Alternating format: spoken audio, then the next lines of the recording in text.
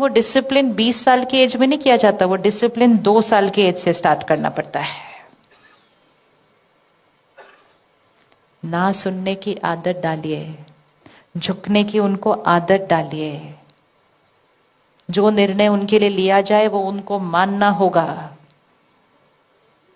नहीं तो वो सीधा ऐसे बोलते हम क्यों करें ऐसा, क्यों मतलब हमने बोला इसलिए। वो कॉन्सेप्ट ही खत्म होता जा रहा है। लेकिन ये कॉन्सेप्ट खत्म होने से नुकसान हमारा नहीं होगा, नुकसान किसका होगा, किसका होगा, उनका होगा, क्योंकि suddenly they can not do it. So it's very important कि हम अपने घर में वापस वो परवरिश, वापस वो संस्कार, वापस वो मर्यादाएं, वो है हमारा धर्म।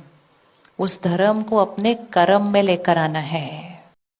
लोग हमारे अनुसार कभी नहीं थे और कभी नहीं होंगे। बच्चों का ध्यान रखने के लिए अनदेखा तो करना ही नहीं।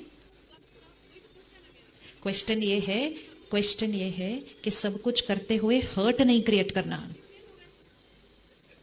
हमारा सारा फोकस किस पर होता है कि परिस्थितियां परफेक्ट हो जाएं। कोई परिस्थिति होगी जिसको हम बिल्कुल ठीक नहीं कर पा रहे हैं। देखो ये गाना बजना, ये भी तो परिस्थिति है ना, हमारे कंट्रोल में नहीं है।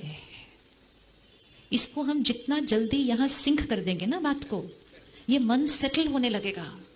नहीं तो ये मन जितनी एक्सपेक्टेशंस रखता जाएगा और ये प्रोग्रामिंग करता जाएगा कि जब लोग मेरी एक्सपेक्टेशन पूरी करेंगे तब मैं हैप्पी, तो फिर हैप्पी तो कभी कभी हो पाएंगे, सारा दिन तो हैप्पी नहीं हो पाएंगे।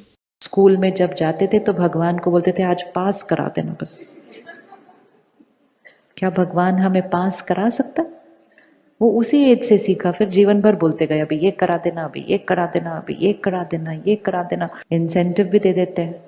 Our prayers to God cannot be about मेरे जीवन में ये ठीक कर दो, मेरे जीवन में ये ठीक कर दो, मेरे जीवन में ये ठीक कर दो। God is not writing our destiny. God cannot change our destiny. God cannot change anything in our life. But God can give us the knowledge, the love, and the Shakti, the power, which strengthens the soul, and then the soul will change its destiny.